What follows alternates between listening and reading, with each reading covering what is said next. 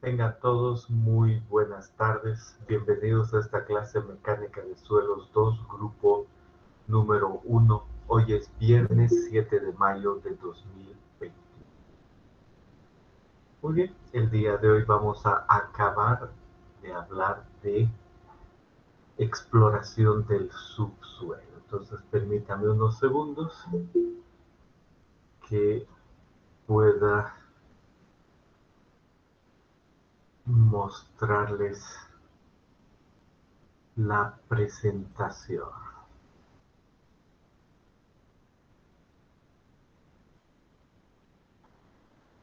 Y el día de hoy vamos a ver dos ensayos de campo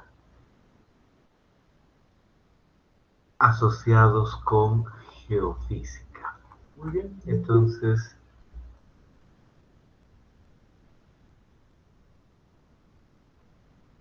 comparto la presentación y ahí está. Entonces ya hemos visto en campo que el más común de todos los ensayos es el SPT, luego está el CPT, también está el DMT y la prueba de carga de placa. El día de hoy queremos ver en geofísica el sondeo eléctrico y el sondeo de refracción sísmica. Entonces empecemos con geofísica resistividad. Entonces, en general, lo que estamos hablando es de pasar corriente. Entonces uno dice, no importa el circuito que tengamos, entendemos, y no importa cuánto sepamos de electricidad, entendemos que puede pasar cierta corriente eléctrica y hay una resistencia. Y resulta que la relación entre voltaje y corriente eléctrica tiene una cierta linealidad. Aquí se puede ver y ahí dice, conforme a la figura 2.2, al aumentar la intensidad de corriente, no varía el valor de la resistencia eléctrica R, sino que solamente el voltaje se hace más intenso. Entonces, en esencia quiere decir, entre corriente y voltaje, la relación es R, la pendiente, y es una sola. Entonces, simplemente eso ayuda a ver que esa resistencia en un suelo es constante. Y bueno, aquí viene la idea siguiente. Los materiales presentan resistividades características ρ de acuerdo con su constitución. Esto es que la resistividad se relaciona con la resistencia eléctrica, pero no es similar a ella. Como objeto de entenderla, se considera la muestra de un material cualquiera de forma geométrica definida en esta figura. Entonces nota que aquí se pasa corriente, pasa por este lado. Es una sección que tiene longitud L y área A, y dice existen resistividades características relacionadas con R, pero de acuerdo al material. Para nosotros como ingenieros civiles nos basta decir que cuando pasa corriente hay una diferencia de potencial delta V y asociado con la resistencia existe la resistividad ρ que se asocia a diferentes materiales. Y esa resistividad viene en ohm por metro y depende el tipo de material. En este caso hay agua en diferentes condiciones, pues varían los valores y los rangos. Eso es lo que dice acá. La resistividad. Resistencia en función del volumen del material. Esa es una primera idea que queremos nosotros entender para ver el ensayo asociado con mecánica de suelos, ¿no? Eso es lo que nosotros vamos a ver. Bien.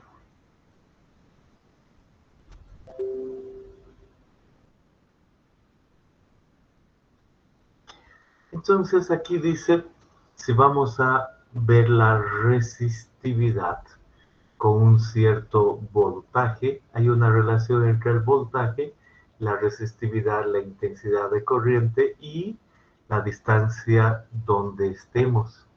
Ahí está.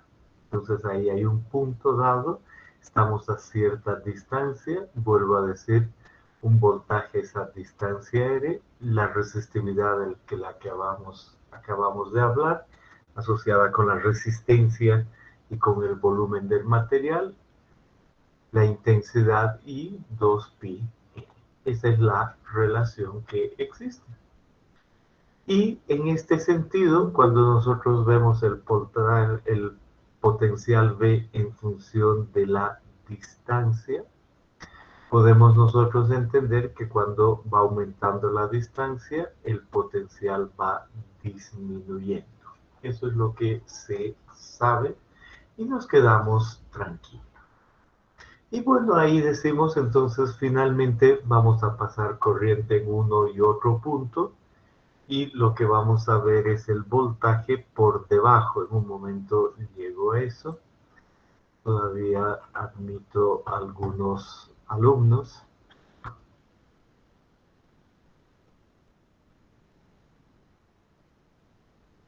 Y vuelvo a la presentación.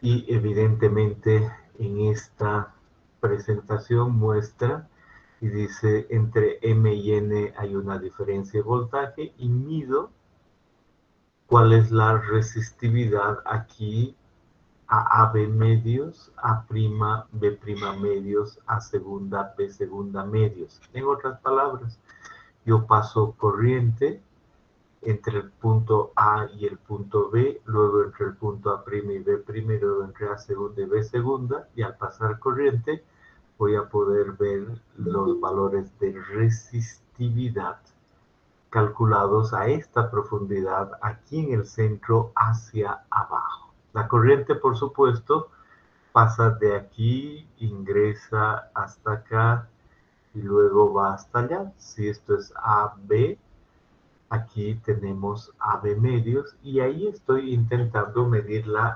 resistividad. Es una resistividad que toma todo, ¿no?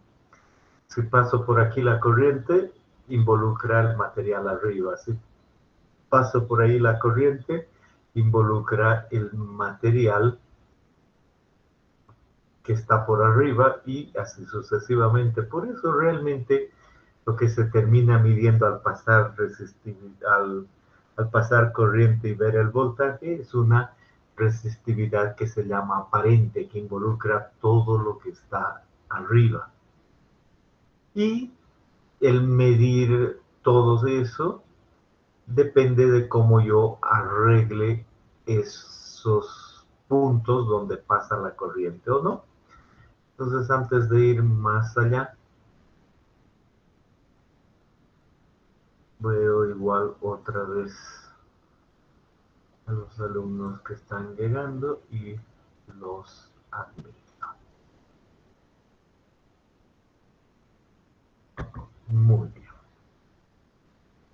Entonces, una vez más, hasta ahora solo hemos dicho una cosa, al pasar corriente en un material, hay cierta intensidad, diferencia de voltajes y resistencia, y esa resistencia expresada en el tipo de material y la geometría es una resistividad, y esa resistividad se mide en función del voltaje y la intensidad, y se pasa corriente en un suelo simplemente entre dos electrodos y se mide el voltaje entre otros dos, y los arreglos pueden ser diferentes. Aquí dice, este de acá es el arreglo Wenner, un apellido, este es el Schlumberger, este es el dipolo-dipolo.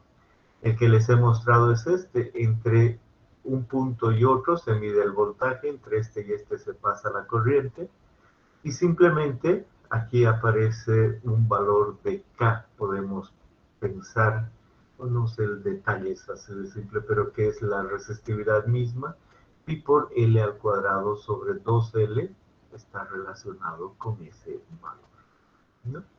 Entonces nos quedamos tranquilos dependiendo los arreglos que se hagan. Y ahí está, aquí recién está la resistividad y nos muestra uno, otro u otro arreglo dependiendo de los electrodos. El que les he mostrado primero es este, dice la resistividad abajo, AB medios, es pi por L al cuadrado sobre la intensidad sobre el voltaje sobre 2L, ¿no? Nada complicado. Uno dice, si paso corriente entre A y B y mido el voltaje entre M y N y sé que aquí está la distancia 2L y esta es otra 2L, entonces simplemente termino con esta ecuación. Y puedo medir la resistividad aparente. En este arreglo donde la estoy midiendo, ahí abajo a la mitad AB medio. Entonces, esa es la clave, esa es la idea. Entonces, ahora vamos a ver un video que muestra el proceso, cómo es que se sigue todo este proceso, ¿de acuerdo? Entonces, prestemos atención.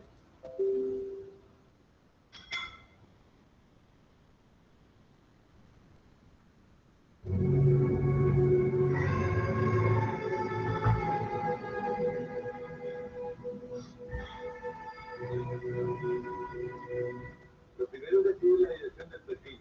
Esta será la económica de compromiso de homogeneidad lateral. Tanto la estratificación, ya que debe tenderse lo más paralelamente posible a esta, como frente al relieve topográfico, que debe ser lo más posible.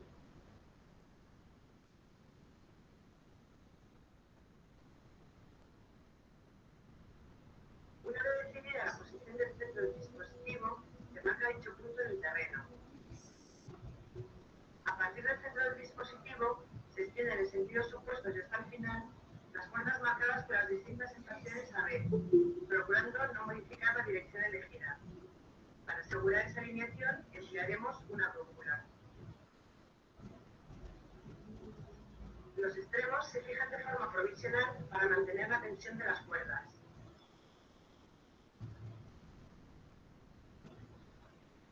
Se realiza un croquis de situación marcando en este la localización del ser e indicando su dirección. Bien, entonces hasta ahí el asunto es muy simple. Lo único que dice es, vamos a marcar nuestro centro dependiendo del proyecto que tengamos y ponemos unas líneas hacia un lado y hacia otro lado. Se entiende que si en norma general yo extiendo 100 metros en total hacia un lado y hacia otro lado, por ahí paso la corriente, voy a poder ver hacia abajo a una cierta profundidad que es menor.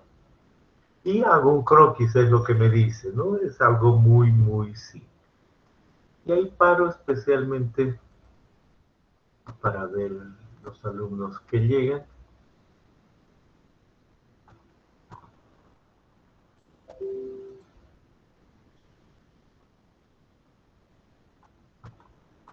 Un segundo más y continuamos viendo el video de lo que representa el sondeo eléctrico vertical.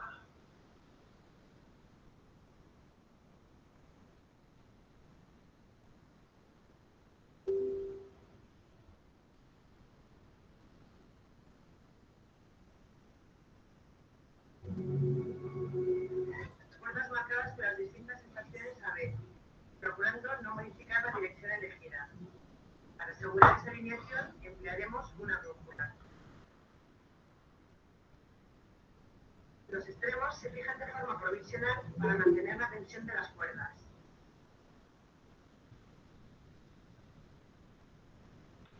Se realiza un croquis de situación marcando en este la localización del ser e indicando su dirección.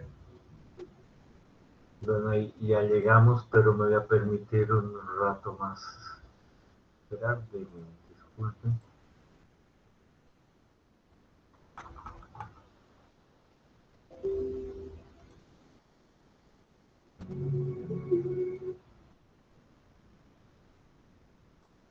Lo que pasa es que el video toma 8 minutos.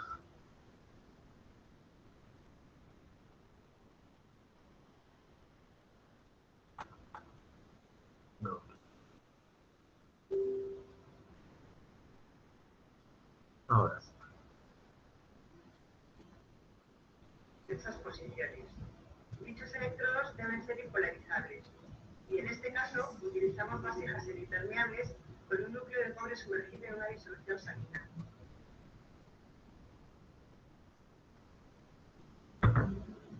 Generalmente se prepara una disolución de sulfato de cobre añadiendo este en estado cristalino y en cantidad suficiente para que quede sobresaturado.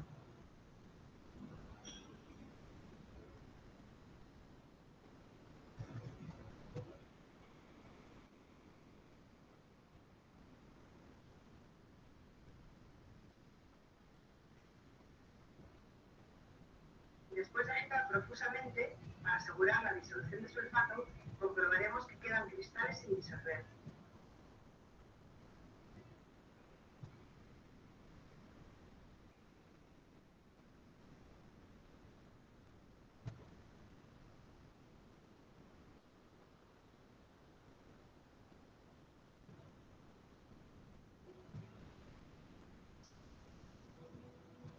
Una vez preparados los electrodos, se entierran en sus posiciones hasta la parte superior, rellenando los agujeros con el terreno excavado de forma homogénea y compacta.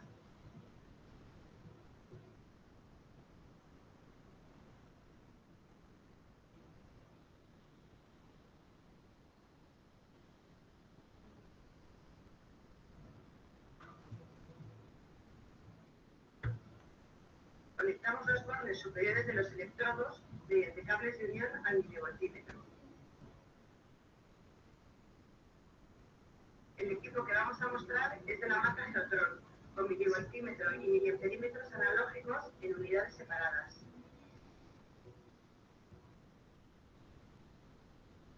Colocamos un puerto de anclaje para los cables de corriente, próximo a la mesa de operación y al lado opuesto del centro de MN. De esa forma, se reduce el acoplamiento entre las líneas de emisión y recepción. Generalmente, se emplea una etiqueta metálica que servirá como electrodo de referencia.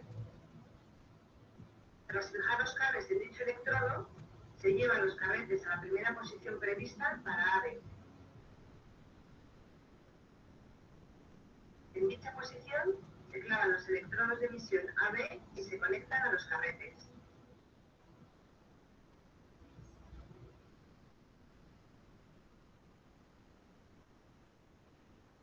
Se conecta la fuente de alimentación al miliamperímetro.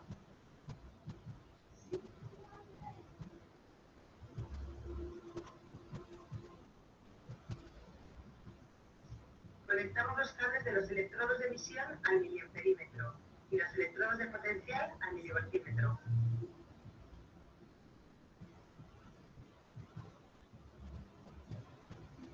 Para comenzar la medida, se selecciona la escala del miliamperímetro, empezando por la de rango mayor. Presenta 5 rangos de medida, que van de 30 a 3000 miliamperios. A continuación, se selecciona la tensión de salida, entre 50 y 400 voltios, comenzando por la menor. En el milivoltímetro comprobamos el estado de las 3 baterías internas, B1, B2, B3, y se sitúa el conmutador en una de las 2 polaridades de medida. Para seleccionar la escala de medida, comenzamos también por la mayor de las 11 escalas que presenta, que van de 100 voltios a 1 milivoltio.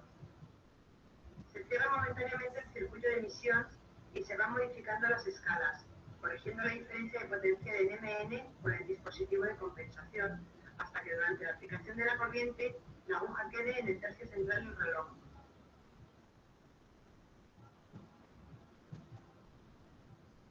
Una vez elegida la escala y la polaridad de la medida, compensamos de forma precisa la diferencia de potencial.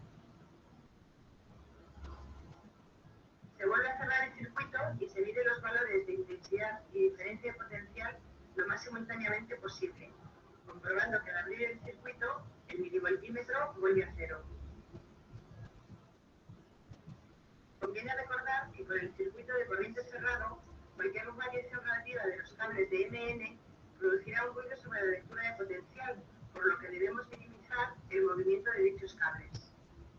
Se calcula la resistividad aparente y se representa en papel logarítmico, comprobando que el valor obtenido es razonable.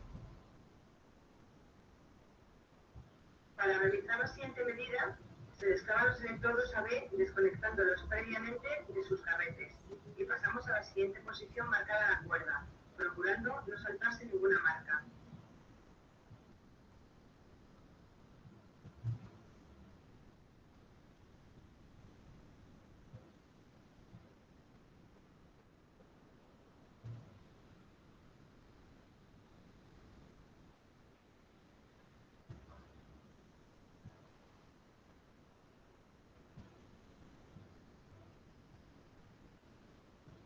Procederemos del mismo modo para el resto de las estaciones.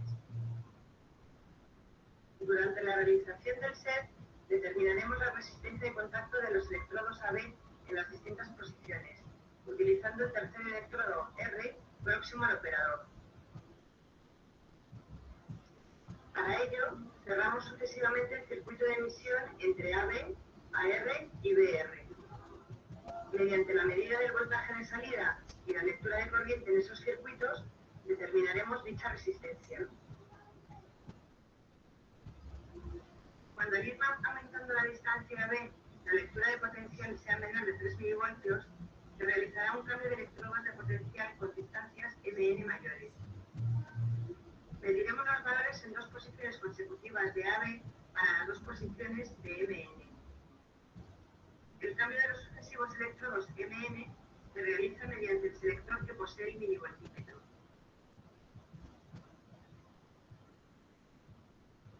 Una vez completado el perfil, se recoge el dispositivo, poniendo especial cuidado al recoger el cable.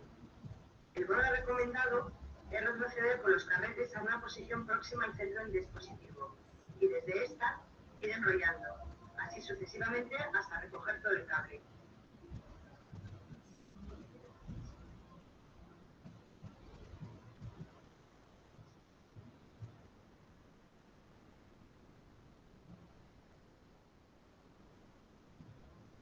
Las curvas de resistividades aparentes, obtenidas en campo, son tratadas posteriormente, realizando la corrección de los saltos de empalme y la eliminación de puntos dispares.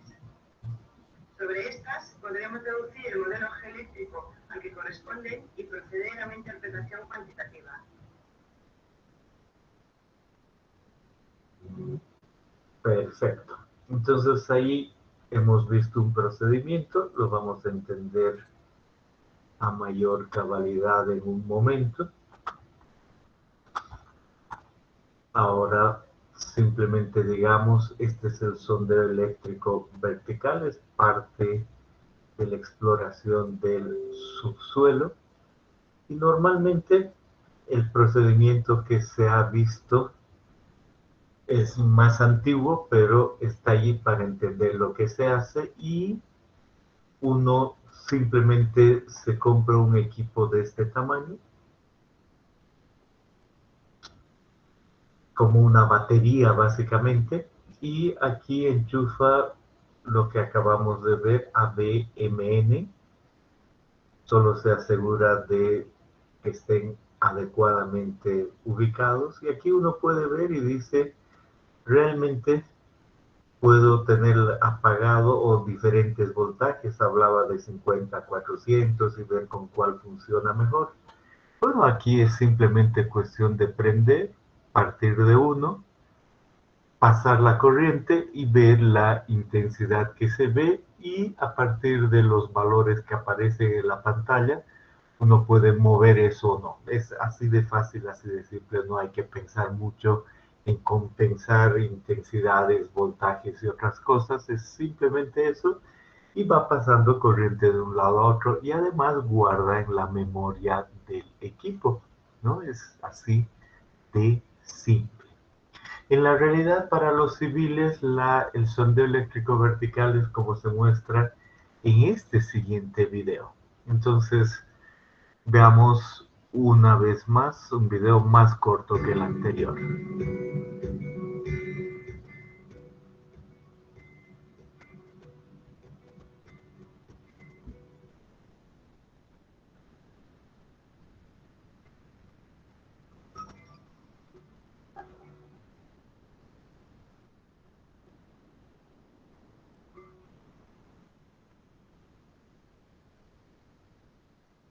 No se escucha, no importa, es solo para ver el equipo, en un momento se va a escuchar mejor.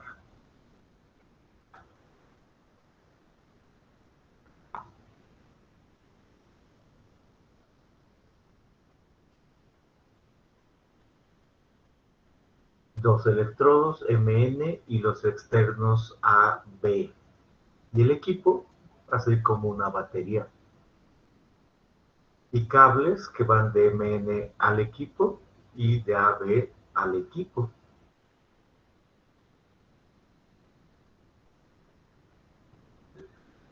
Y pasar corriente y medir la resistividad para cada distancia.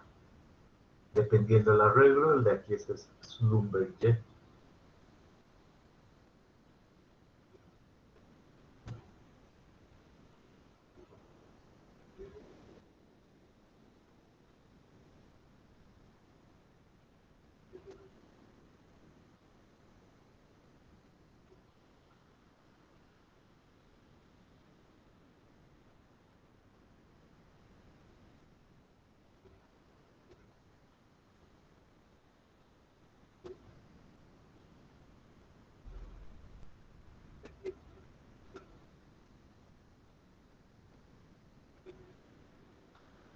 Y ahí explica que hay que medir esas distancias y en este resistivímetro solo se pone M, los valores de AB y los valores de MN.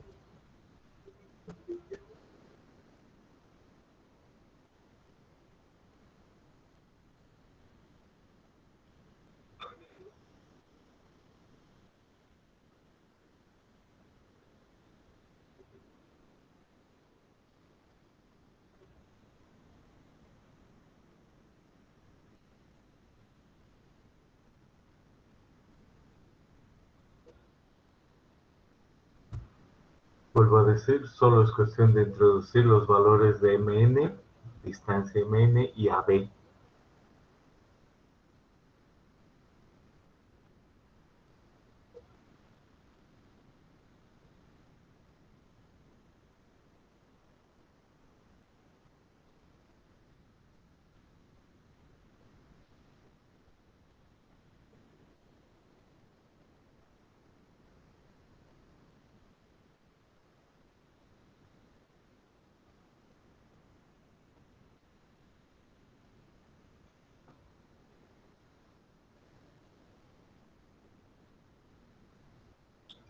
Y solo se mide la intensidad del voltaje y listo. Y después solo se cambian los electrodos a otra distancia y ya está.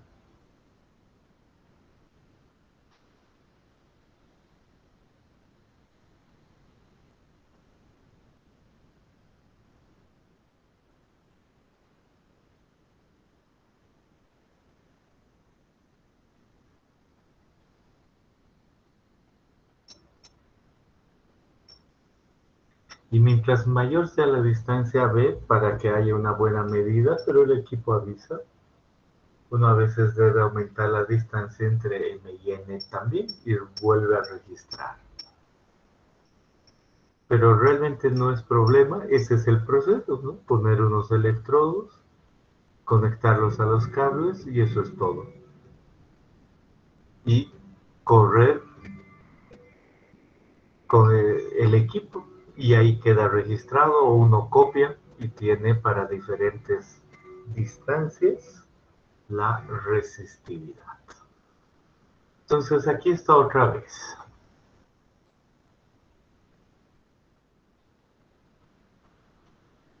¿Qué es lo que está aquí? Lo que estamos hablando. Estamos hablando de dos electrodos M y N y se pasa la corriente entre A y B. Cuando están más cerca, la corriente pasa por arriba. Cuando están más abajo, pues alcanza una mayor profundidad, ¿no? Y medimos, por lo tanto, la resistividad aquí en la profundidad. AB medios. Es el arreglo Schlumberger, el arreglo dipolo-dipolo este de acá. Están también M y N, están AB, y estos son los que van moviéndose en un cierto sentido, es otra técnica, pero igual se mueve. Ahora la clave, ¿qué es lo que se encuentra? No importa que sea un arreglo, como hemos dicho, Schlumberger o uno dipolo-dipolo, solo es mover de diferentes maneras los electrodos. Uno mide la resistividad aparente, ese ρ, y en función de AB medios. Entonces va obteniendo, sabe cuánto es AB, entonces sabe cuánto es AB medios, y dice, esa es la resistividad. Luego cambiamos los electrodos, esa es la resistividad. Y así se han tomado varias resistividades y aparece una curva. Aquí hay un punto azul y rojo como resultado de medir la resistividad en función de la profundidad con dos arreglos. Normalmente uno le basta tomar un solo arreglo y queda tranquilo. Y bueno, ¿qué está detrás? Miren aquí, dice, vamos a tomar esta opción.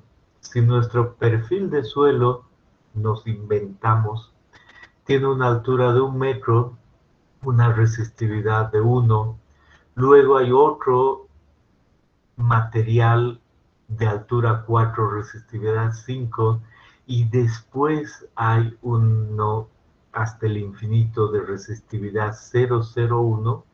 Ese perfil generado por nosotros, no el de campo, es el 4RTK, 4RTK, azul celeste, pues sigue esa trayectoria. Luego viene el 3RTK y la diferencia arriba siempre H1, luego H2, ρ10 y eso, y aparece el 3, es este amarillo y rojo, muy parecido. Y luego este otro, ρ1, ρ20, ρ001 con estas alturas, este es el 2, verde, y lo propio, más o menos el mismo, y el 1 más o menos el mismo, y diferentes perfiles, todos con una resistividad muy baja al final y diferentes alturas de estrato intermedio con diferentes resistividades dan lo mismo. Bueno, entonces esto hemos obtenido en campo y eso es lo que nosotros podemos generar a partir de ciertas resistividades. Normalmente uno utiliza un pequeño programa y da eso y genera y compara con esta curva. Si la curva es la misma, muy parecida, entonces dice, debajo puedo asumir algo.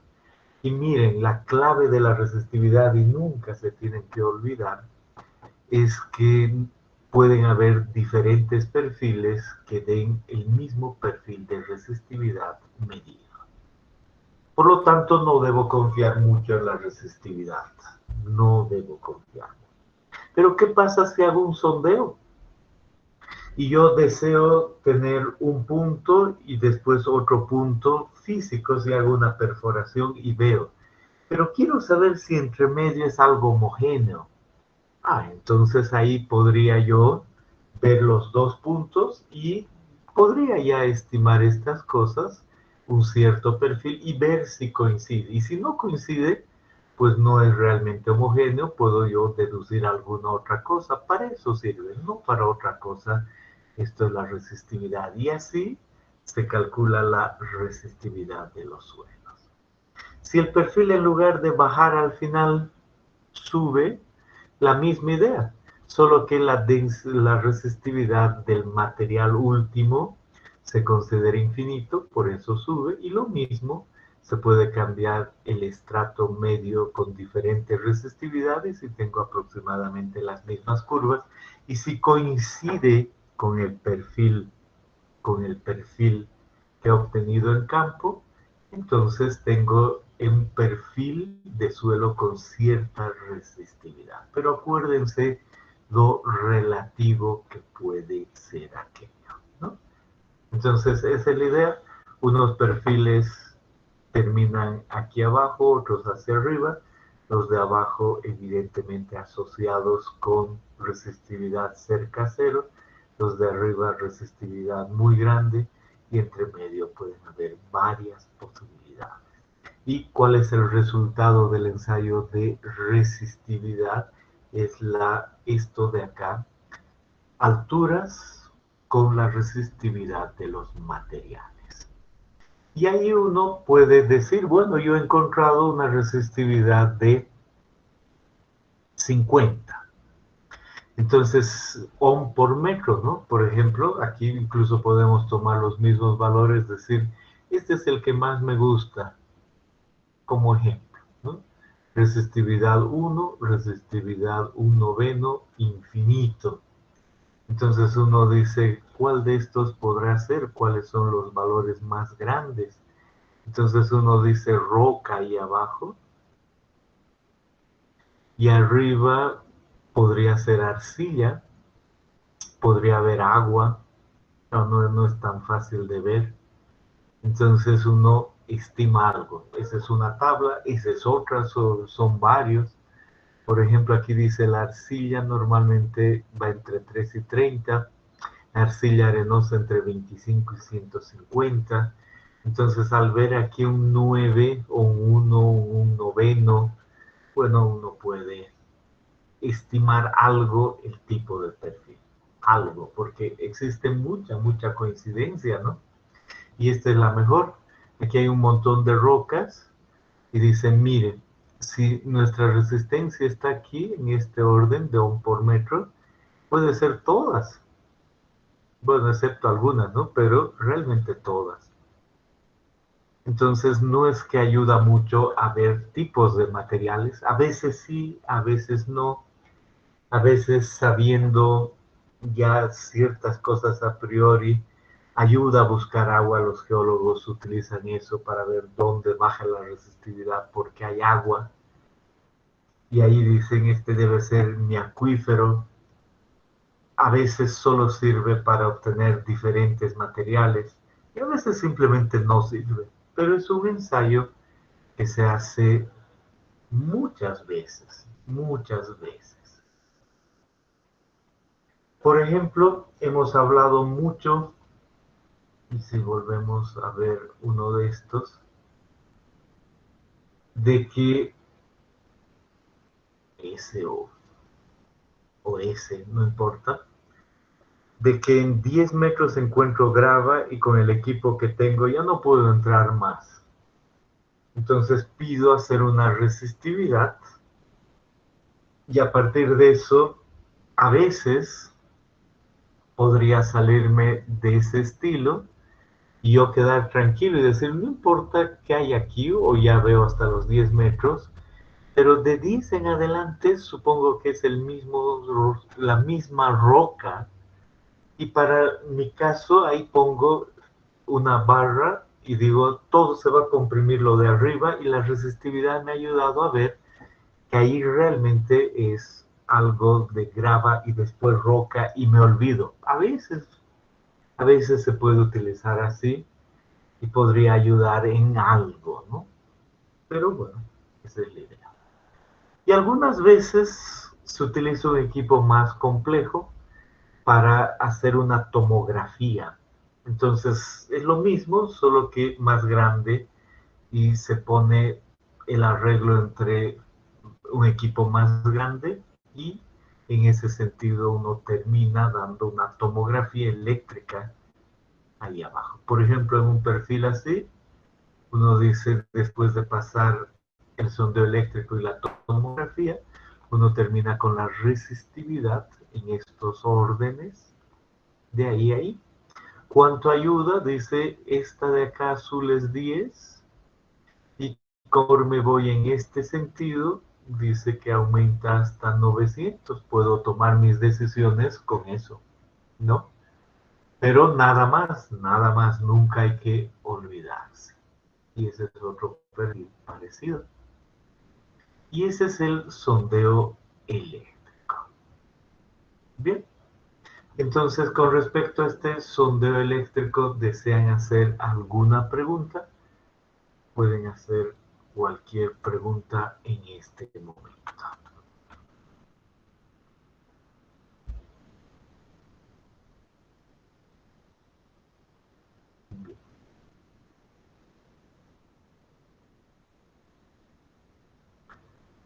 Y después tenemos el sondeo de refracción. Entendamos aquello.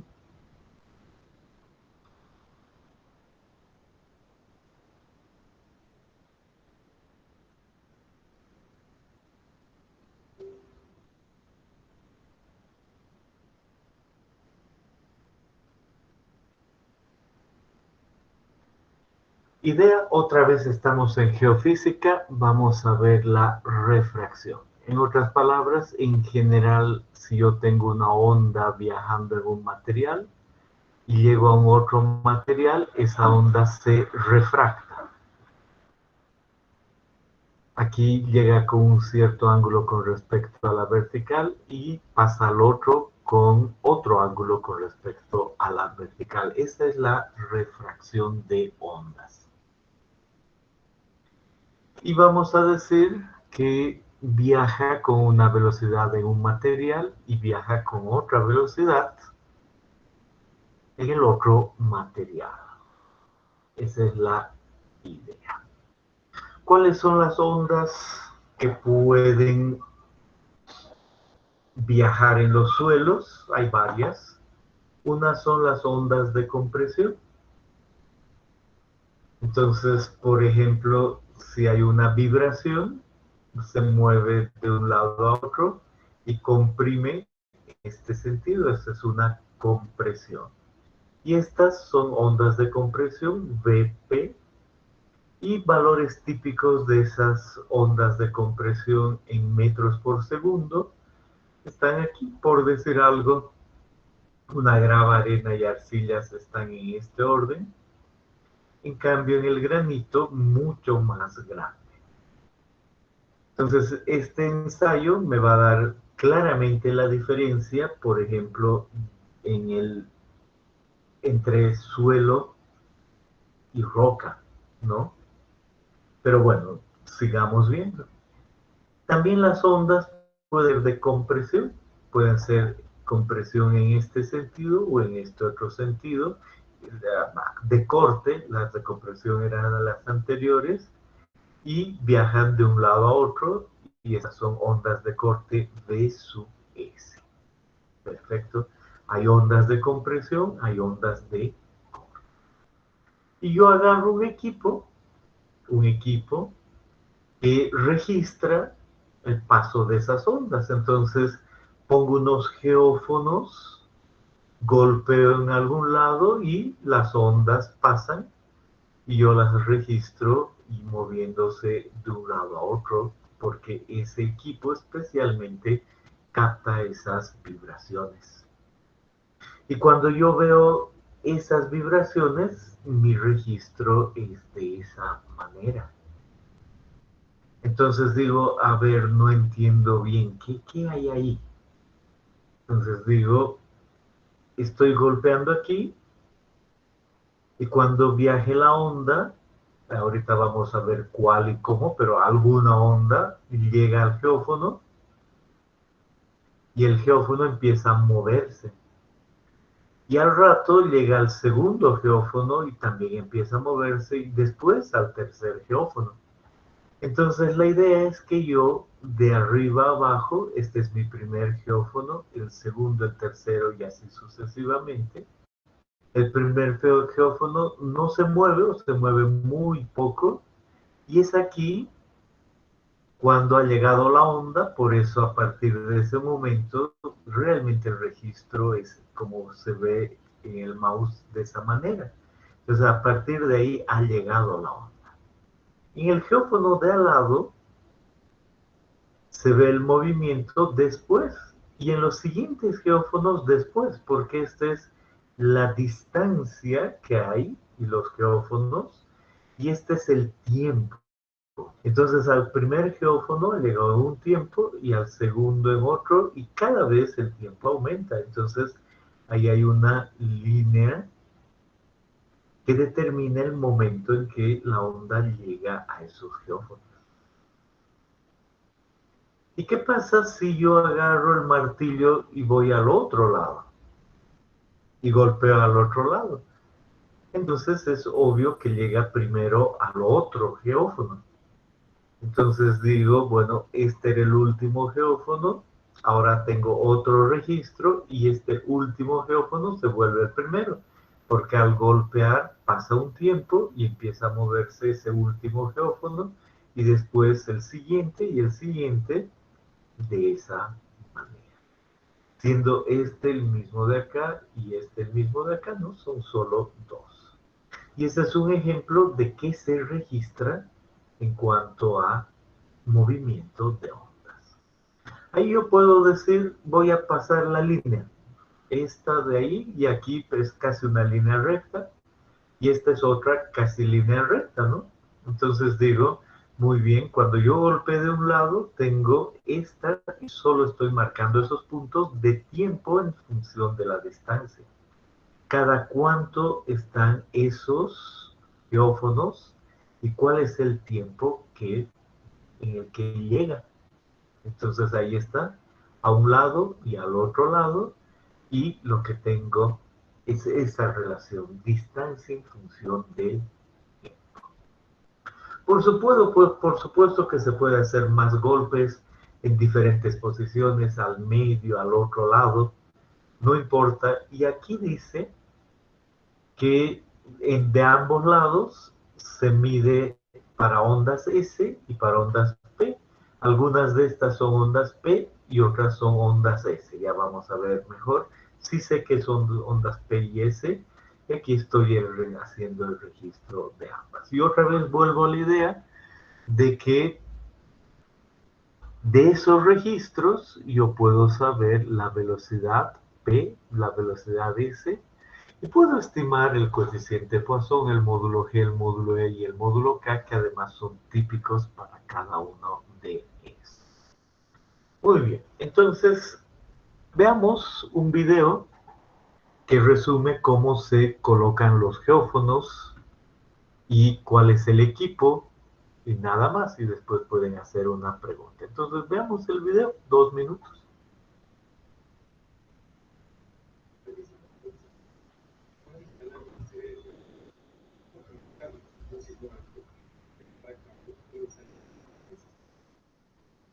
Y se muestra al operador de campo instalando los geófonos en sus respectivas posiciones aproximadas antes de conectar. Una vez ubicados los geófonos con precisión, estos pueden ser conectados en el suelo. Es importante tener en cuenta que las puntas de los geófonos deben ser presionadas contra el suelo tanto como sea posible, manteniendo los geófonos lo más vertical posible. Frecuentemente es necesario remover terreno suelto para lograr un mejor acoplamiento de las señales sísmicas con los geófonos. Asimismo, para reducir la sensibilidad de los geófonos al ruido generado por el tener en cuenta que los geófonos sean de menor frecuencia, estos pierden mayor sensibilidad si no están puestos en el suelo. Por esta razón, si se plantan mal, se reducirá enormemente la cantidad de los datos. Aquí se muestra al operador seguir las mejores prácticas, revisando que los geófonos se mantengan firmes y verticales en el suelo, girándolos suavemente de forma vertical.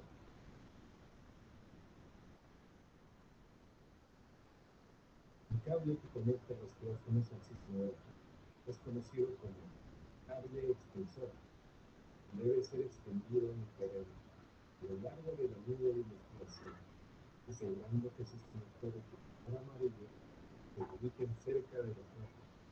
Las abrazaderas de color rojo deben ser conectadas al cable enrollado descubierto más amplio de un cable y la abrazadera negra con el enrollo descubierto más angosto del cable extensor. Después de conectar los geófonos, el cable extensor debe ser conectado al sismógrafo y muestra al operador si conectó el cable extensor con su ranura visible en el cuadro. Cuando se conecta el cable extensor con el sismógrafo, se ve dónde se encuentra la correspondiente ranura en el panel montado del sismógrafo. Si se alinea correctamente, el conector puede ser sembrado fácilmente al sismógrafo. Por otro lado, los demás conectores del sismógrafo también tienen determinada ranura para asegurar su correcta conexión. Una vez en campo, el sismógrafo es energizado mediante una batería de 12 voltios. Cuando conecta el cable de alimentación de energía, asegúrese de que la avanzadera roja esté conectada al terminal positivo y la avanzadera negra al terminal negativo. Aquí se puede apreciar apreciar el cable desde el disparador siendo conectado a un conector de 3 pines del sismógrafo. Este se puede identificar por tener un símbolo de martillo justo encima del conector. A menudo es suficiente el uso de una comba como fuente de energía para trabajos de reparación sísmica de poca profundidad. Finalmente, la última conexión que se necesita al sismógrafo es la del cable digital, la cual sirve para conectar a la laptop de campo. Su conector en el sismógrafo se puede identificar con un círculo pequeño y una flecha apuntando hacia afuera. El impulso disparador que enciende el sismógrafo es generado mediante un interruptor cilíndrico pequeño, conocido como interruptor de martillo. Este interruptor debe ser fijado al mango de la comba usando cinta aislante de PVC. Es importante que el punto negro del interruptor se mantenga firme en contacto con el mango de la comba. De lo contrario, este podría no funcionar correctamente. El conector de 3 pilas del interruptor de martillo debe ser conectado a su correspondiente enchufe en el cable extensor del disparador. El cable digital del sismógrafo debe ser conectado a la laptop de campo. Cuando se usa una fuente de energía tipo comba, debe ser empleada una placa de golpeo para acoplar la energía del golpe del martillo al terreno. En el lugar donde se ubique la placa de golpeo, antes se debe limpiar el terreno para lograr un mayor acoplamiento de la señal sísmica. Es muy importante evitar que el martillo rebote en la placa. El operador debe quitar su peso del suelo al balancear la comba. Esto tiene como efecto producir una señal más limpia. De otra forma, se produciría inmediatamente después de que el martillo golpee la placa, ruidos no deseados.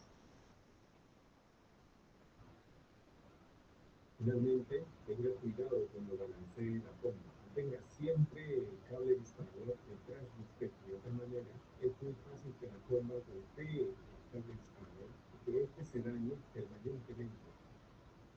Siguiendo estas recomendaciones, tenemos una mejor calidad de vida. Gracias.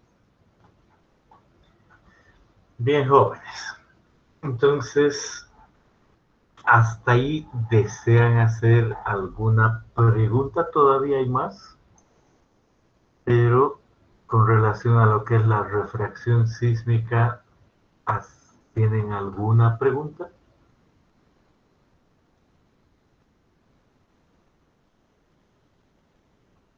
Bien.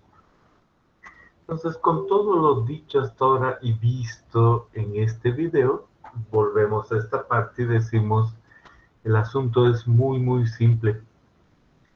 Yo llego a campo y golpeo con un martillo y este martillo tiene un sensor conectado al sismógrafo que avisa el momento en que se ha dado el golpe. Dado el golpe, empieza a vibrar el suelo y hay dos tipos de ondas, una que viaja hacia abajo, luego se refracta en el material de abajo que tiene una mayor velocidad, y hay una o de esas ondas que viaja por la interfase y luego sube y llega a el primer geófono y se capta el momento en que ha llegado ese geófono. Es como les he mostrado que se ve y sigue viajando y llega al segundo, al tercero, al cuarto y así sucesivamente, 12, 24, 48 geófonos y no hay problema. En ingeniería civil usamos mucho las 12, máximo 24 geófonos. Y es interesante cómo además de estas ondas de compresión y ondas de corte, resulta que hay también ondas directas, que son otro tipo, las ondas Rayleigh u otras, pero llegan más tarde que estas otras. Entonces las primeras que se captan son las ondas de compresión, ¿no? Esa es la idea. Y ese es el proceso. Entonces, una vez más, aquí puesto en diferentes lugares y con cierta curvatura en el perfil, y ahora abajo nada recto, sino un perfil evidentemente variable que es la realidad. Se hace lo mismo, se pone los geófonos, se golpea y se mide cómo llegan las velocidades. Y por supuesto, si hay varios estratos, unas viajan por arriba, otras viajan por debajo, y se puede ver, ¿no?, esa idea, unas por arriba, otras ya por debajo. Y ahí uno puede ver cuáles llegan primero a los geófonos, y uno dice, aquí está el tiempo en función de la distancia, y se marca el tiempo en función de la distancia. Ahora, ¿cuál es la idea? Es la idea que si uno tiene el tiempo en función de la distancia, realmente la pendiente que está aquí es 1 sobre la velocidad, porque toda velocidad es distancia sobre tiempo. Entonces hay una velocidad de propagación en el material 1 que viene dada por la pendiente 1 sobre 1. Y si hay una primera pendiente, excelente. Luego hay otra pendiente, esa va a ser 1 sobre V2. Entonces, de tener esos puntos, aquí yo puedo decir hay dos estratos, este con velocidad V1, este con velocidad V2, y puedo medir las velocidades de esa manera. Sé además que esta segunda recta, cuando se la extrapola, se llega a ese tiempo t, y ese se dice es un tiempo de intercepción relacionado con eso. Y si hay más estratos, va a funcionar esto mientras V1 sea menor que V2, menor que V3 y menor que V4, y al propagarse de esa manera a diferentes profundidades Z1, Z2 y Z3, voy a yo poder medir esas pendientes, y cada pendiente es 1 sobre velocidad. Y si hay aquí 4 estratos, 1, 2, 3 y este 4, aquí 1 y 2, entonces voy a poder saber las velocidades como las pendientes, velocidad 1, 2, 3 y 4, y para cada uno hay un tiempo de intersección asociado con la recta y esa otra, ¿no? Esa es básicamente la idea. Entonces, de esa manera uno puede saber las velocidades. Y noten que si se trata de perfiles horizontales, y si ya sé que es así, me ha bastado golpear de un lado y yo sé que no hay problema. Pero, ¿qué pasa si los perfiles no son horizontales? Entonces va a haber obviamente una variación ahí y no va a dar lo mismo el golpear de un lado o golpear del otro lado. Por eso realmente es que se golpea de un lado u otro lado para saber si los estratos son o horizontales o verticales. Y sin entrar a mayor detalle, uno puede realmente llegar a ver el ángulo que existe ahí. Puede uno, en base a golpear de un lado y golpear del otro lado, uno puede realmente estimar más cosas. Pero obviamente no estamos entrando a ese detalle, pero se nota que no es difícil pensar en una u otra cosa en base a las distancias. Y ahí aparecen en todo este concepto algunas ecuaciones que nos ayudan a pasar y determinar factores, conociendo qué es V1, qué es V2, se puede determinar alfa, se puede determinar ese tiempo de intersección y se puede determinar el valor de Z, que es la profundidad, ¿no? Dijimos aquí, en este caso hay un valor de Z, el seno de alfa es V1 sobre V2, V1 es de la gráfica, entonces uno dice el valor de Z es ese valor de intersección asociado, el valor, sí, no, el valor de Z termina siendo la intersección, que es esta de ahí, sobre V1 por V1 sobre coseno de aquello. Entonces es fácil hallar la altura de cada estrato. Y si uno va con calma de un lado a otro, puede realmente puede realmente ir midiendo y viendo esas relaciones de un lado y otro lado y puede determinar un perfil de ese estilo, no solo recto, no solo inclinado. Puede ir así al ver con calma aquello, pero hay que ir con calma, ¿no? Moviendo varios geófonos, dando varios golpes a un lado y al otro lado, ¿no? Y todo con su correspondiente cálculo y ecuaciones en base al concepto. Entonces, una vez más, ¿cuáles son los geófonos? Esos de ahí. ¿Cuál es la base y el martillo esa de ahí? El martillo viene con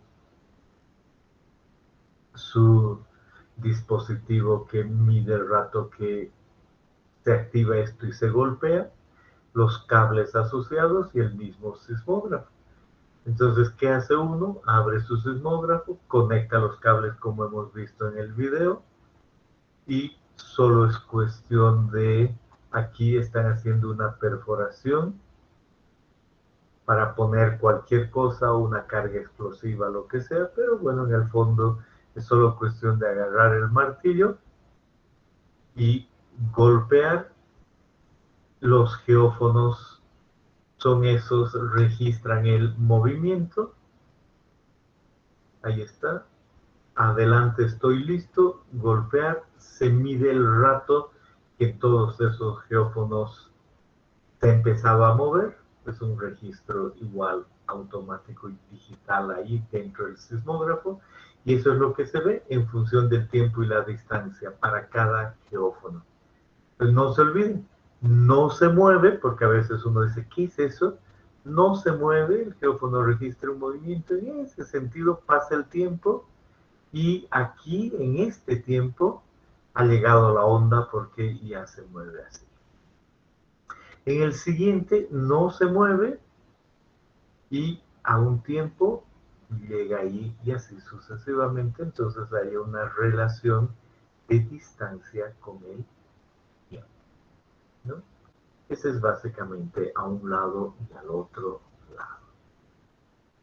Ahora miren, cualquiera de estos registros, aquí hay muchos geófonos, unos 24, no se mueven, no se olviden, primero es no se mueven o muy poco, y después llega la onda, y detrás hay un montón de cosas y de movimientos, ¿no? Bueno, ahora no se olviden, aquí qué interesante, hay varias ondas. Primero, las primeras son las de refracción. Las segundas son las de reflexión, uno ve algo ahí, más difícil de ver. Las terceras son ondas de aire y fíjense, después llegan las ondas de superficie. Entonces nos quedamos tranquilos en refracción, si es que decimos las primeras que han llegado, esas, y después ya no me interesa, son las de refracción las que yo estoy midiendo, las que me interesan, ¿no? Una vez más, la idea es que yo he podido tener este perfil del sismógrafo y luego este perfil de sismógrafo lo pongo en un programa y me reproduce lo que ha visto el sismógrafo en un cierto tiempo. Hay algo de movimiento, pero no es el del martillo. Y después han llegado las ondas, entonces ahí se marcan los puntos que se pueden estimar ahí, y en el programa eso se puede hacer manualmente y a partir de eso tengo la distancia en función del tiempo. Ahí está, distancia en función del tiempo. Y en varios lugares, de un lado, del otro, del medio. Y claro, ya ahí hay más cosas, pero esa es la idea. Y a partir de eso, con las ecuaciones en un programa, yo puedo obtener un perfil sísmico. Y me dice todo lo azul, 400 metros por segundo, y conforme vaya cambiando de color a rojo, anaranjado, ahí aumenta la velocidad. Entonces uno dice, en este perfil, no importa cuál sea, dónde sea, se nota que si estoy hablando de esto, pues es 3600, va a ser una roca y aquí arriba un suelo. Entonces ahí digo, muy interesante el perfil de roca está dado ahí. Por supuesto que no es realmente exacto, pero da una muy buena idea. ¿De acuerdo? Y en ese sentido, en su texto aparece el ejemplo y dice 8.5, realmente es el 4.6, eso me olvidó pulir, y dice, mire, usted tenía geófonos a 2, 5, 5, 7, 5, 10, hasta 50 metros, y cuando ha medido, en otras palabras, ese registro, entonces los geófonos a tal, y para ese registro usted dice aquí ha empezado a moverse, y esos tiempos son estos de aquí. Entonces la idea es que uno tiene el tiempo de llegada y tiene la distancia y tiene estos registros. Entonces aquí dice claramente, se nota, ¿no? Que de aquí a aquí hay una línea con una pendiente, luego hay otra pendiente y luego hay otra pendiente. Y por supuesto el inverso de esas pendientes representan la velocidad en 1, la velocidad en 2, la velocidad en 3. Y con estos tiempos, o este otro, uno puede además calcular las profundidades. Y termina uno solo usando las ecuaciones del texto y dice el primer estrato tenía, viendo las ecuaciones velocidad 1 y 2 y estas cosas, 3,94 metros y el estrato 2, 12,69, ¿no? Los espesores. Entonces, espesores y distancias es eso. Y ese es un ejercicio que también tienen que hacer dentro de toda la obligación de ejercicios que hay. Bien, y eso acaba nuestro tema de refracción sísmica. ¿Desean hacer alguna pregunta? Por favor, háganla con toda confianza.